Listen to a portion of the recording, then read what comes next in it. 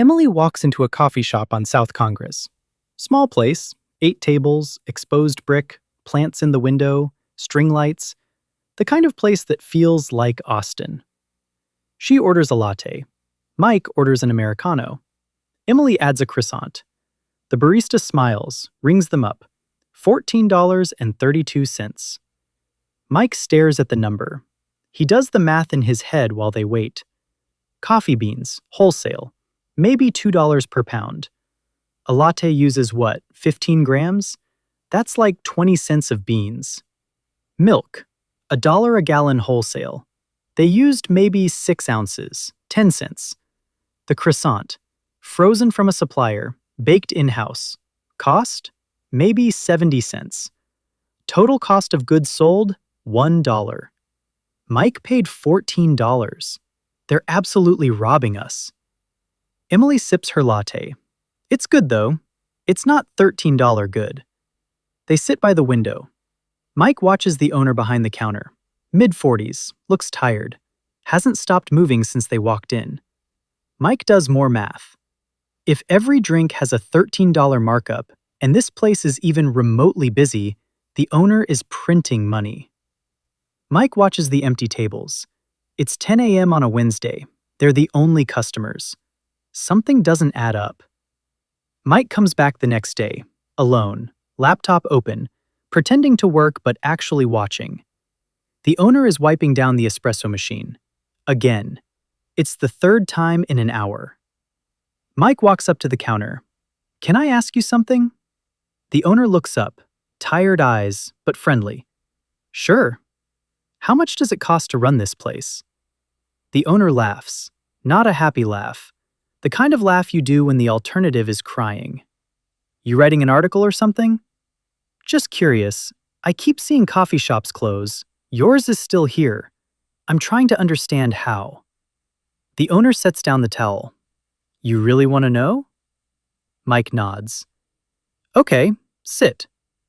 The owner pulls out a notebook and starts writing numbers. Rent first. This spot. South Congress. Prime location, right? Everyone wants South Congress. He writes a number. $9,200 per month. Mike's eyes go wide. That's just rent, not utilities, not insurance, just the right to unlock the door every morning. The owner keeps writing. "Let's say I sell a latte for $6.50. That's my average price. You paid more because you got the oat milk and added a shot. How many lattes do I need to sell just to pay rent?" Mike does the math. 1,400 lattes. Close, but that's revenue, not profit. I don't keep the whole $6.50. Cost of goods. Beans, milk, cup, lid, sleeve. About $1.20 per drink after waste. So you keep $5.30. No. Labor. I have 3 employees, 2 full-time, 1 part-time. Austin minimum wage is $7.25, but nobody works for that. I pay $12 an hour or I get nobody. Full-time barista, $12 an hour, 40 hours a week. That's $480 a week, $2,000 a month. But that's not the real cost. Mike leans forward. Payroll taxes, 7.65%. Workers' comp insurance, unemployment insurance, health insurance if they're full-time, which they are because I'm not a monster. Real cost per full-time employee? About $3,000 a month. 2 full-time employees. That's $6,000 a month. Part-timer is another $1,000. Total labor? $7,000 a month. Mike is writing this down now. Rent, $9,200. Labor, $7,000. Total so far, $16,200. And they haven't sold a single cup. Okay, so how many cups do you need to sell now? The owner picks up his pen again.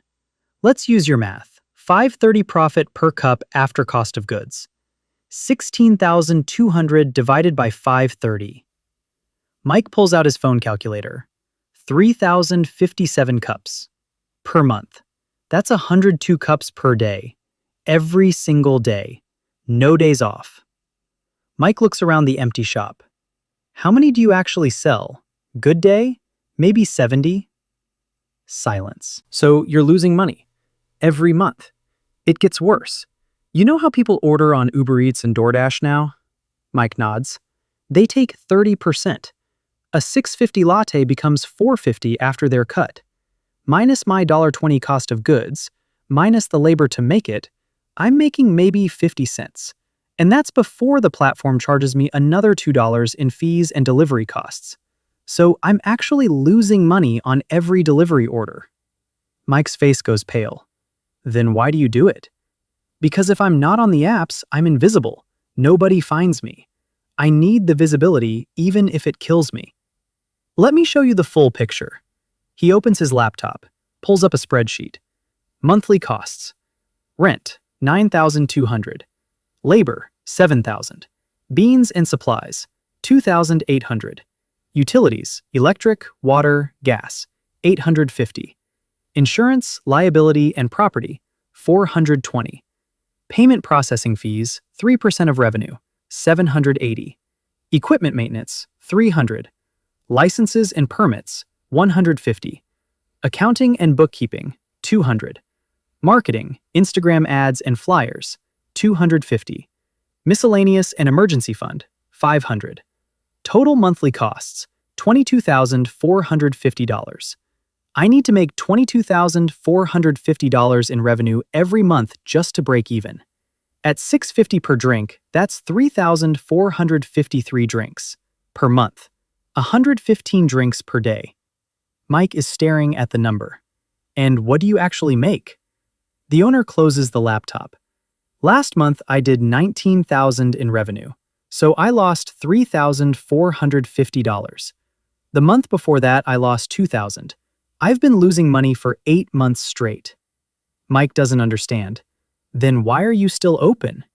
The owner stands up, walks to the espresso machine, runs his hand along it. I put $60,000 into opening this place, bought this machine, built out the space, paid first and last month's rent and a security deposit. If I close now, I lose all of it. So I keep going. I keep hoping next month will be better. This is what people don't understand about small business. It's not about profit. It's about survival. I'm not trying to get rich. I'm trying to not lose my house. Mike sits with that for a second. What happens if your espresso machine breaks? The owner laughs, the sad laugh again. Then I'm done. A new one costs $15,000. I don't have $15,000. One big expense and I'm dead. You want to know the really unfair part? Starbucks pays less for beans than I do. They buy millions of pounds. I buy 50. Their labor cost per cup is lower because they're faster. They've optimized every movement. Their rent per square foot is cheaper because landlords give them deals. They're a guaranteed tenant who'll never miss a payment. And they don't rely on delivery apps. People come to them. Starbucks makes money on volume and efficiency. I'm trying to make money on magic and vibes. Guess who wins? Mike walks out of the coffee shop. He has a different feeling now. He pulls out his phone, does the math one more time. The owner makes about 40 cents per cup after all costs. 40 cents. To make minimum wage, $7.25 an hour, the owner would need to sell 18 cups per hour. Every hour. All day. And he's working 14-hour days.